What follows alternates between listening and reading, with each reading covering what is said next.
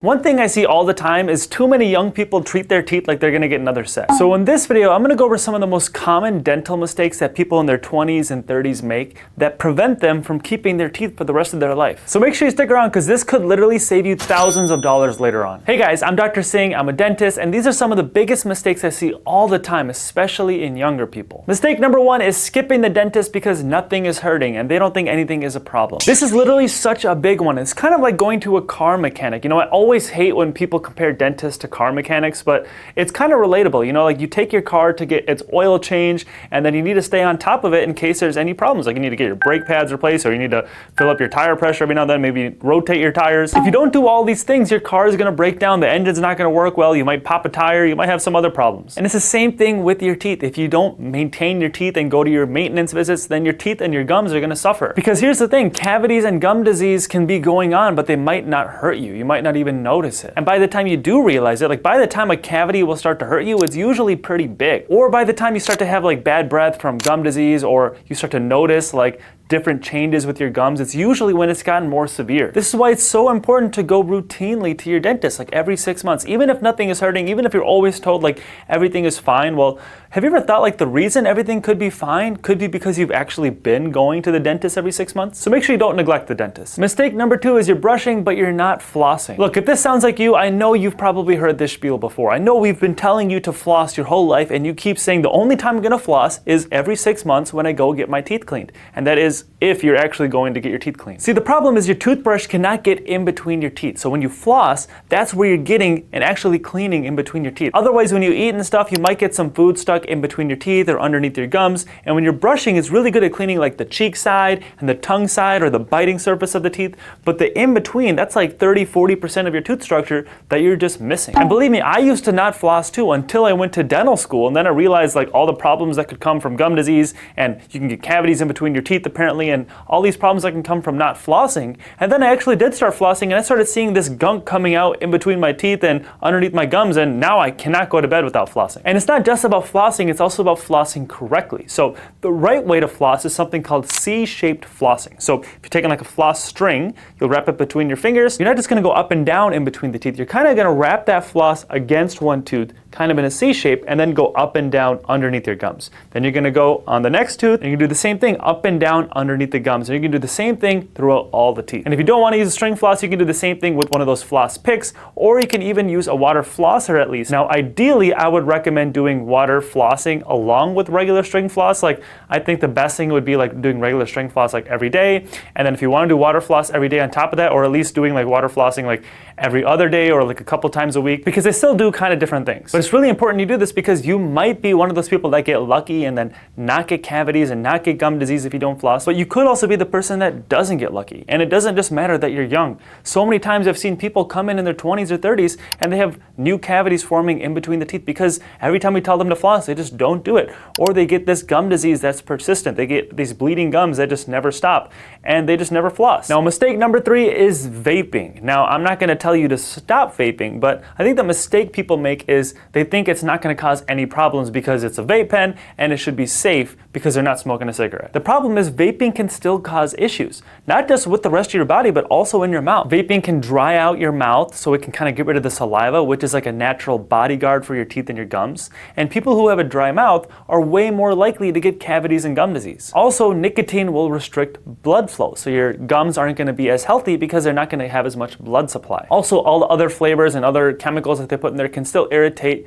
your gums. So just because something might be healthier than smoking a cigarette doesn't mean it's actually still healthy for you. Now, mistake number four is sipping energy drinks all day long. So many young people just love their energy drinks. I mean, like, I get it. It'll give you caffeine, it'll give you energy, it probably tastes good, but it's just terrible for you. And again, not just the rest of your body, but terrible for your mouth. These energy drinks are full of acid and sugar. And even if you get like a sugar-free one, it's still full of acid. At the end of the day, the thing that is damaging our teeth is the acid, whether or not it has sugar. Because when we eat sugar, for example, it'll feed this bacteria in our mouth called Streptococcus mutans.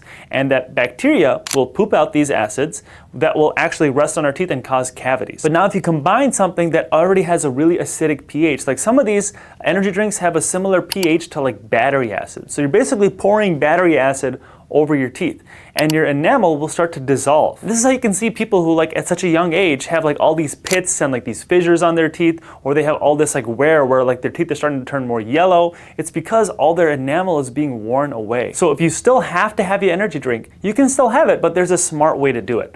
The best thing would be having it at the time of a meal. So don't just have it like while you're sitting at your desk, just like sipping on it. Have it like during your lunch or during your dinner or something like that. Because anytime you eat, your mouth produces more saliva. And your saliva, again, is like a natural bodyguard for your teeth. So anytime you have something acidic, your saliva will try to counteract it and kind of neutralize the pH. And it'll also carry minerals for our teeth and our gums and try to just help keep everything clean. But if you're constantly like snacking on something or sipping on this throughout the day, then you're not really gonna give your saliva time to build up and then keep everything clean. You can also try like rinsing with water anytime you take a sip of one of these drinks, but it'd be better just to kind of have it all in one sitting during a mealtime. And this actually kind of relates to our next one, which is mistake number 5, grinding your teeth. Now, I hate to say that this is a mistake because a lot of times people don't even realize that they're doing it, but I kind of do have to say it's a mistake because a lot of times I point it out to people like, hey, I see it looks like you're grinding your teeth.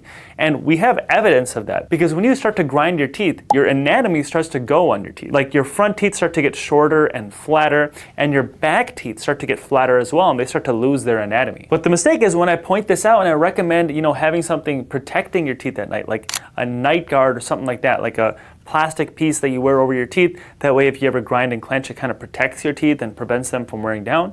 A lot of times I'm just ignored. Now, the reason this relates to my last point about the energy drinks is because if you combine grinding your teeth with something that's acidic, it's gonna do extra damage. Think about it. You have this acid that's sitting on your teeth, and your teeth are already getting worn down. They're already getting dissolved. And now you combine that with like this rubbing and grinding action of your teeth.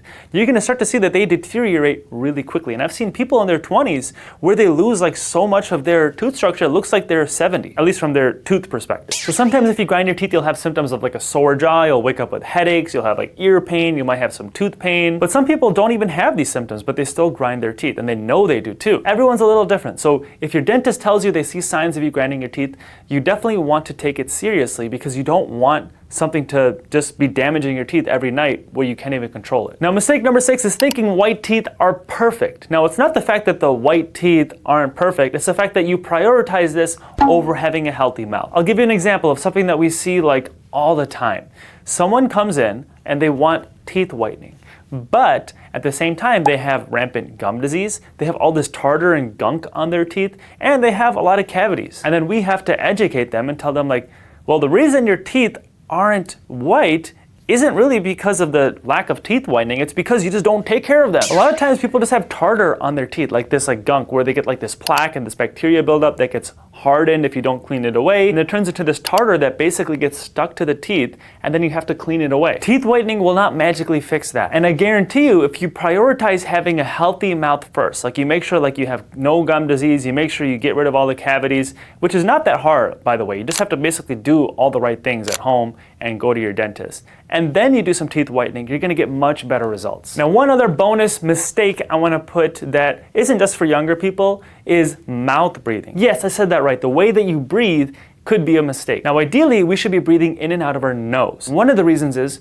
when you breathe in and out of your mouth, you're drying up all the saliva in your mouth. So you're gonna have a way more dry mouth, you're gonna have more smelly breath, and you're gonna have way more bacteria in your mouth because the saliva, like I said, is super important for keeping your teeth clean.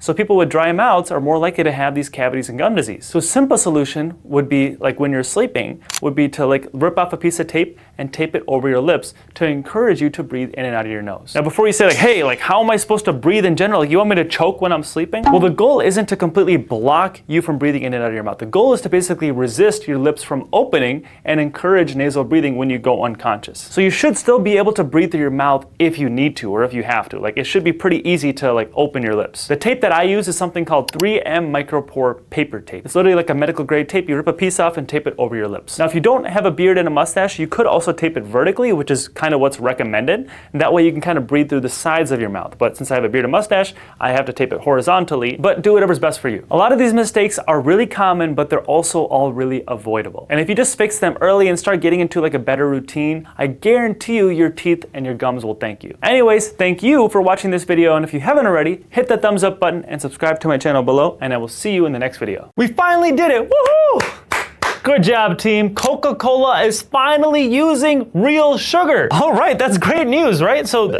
that's a good thing, right? Coca-Cola is bringing back cane sugar and getting rid of that nasty old high fructose corn syrup. Now, some people like RFK are celebrating it as like a huge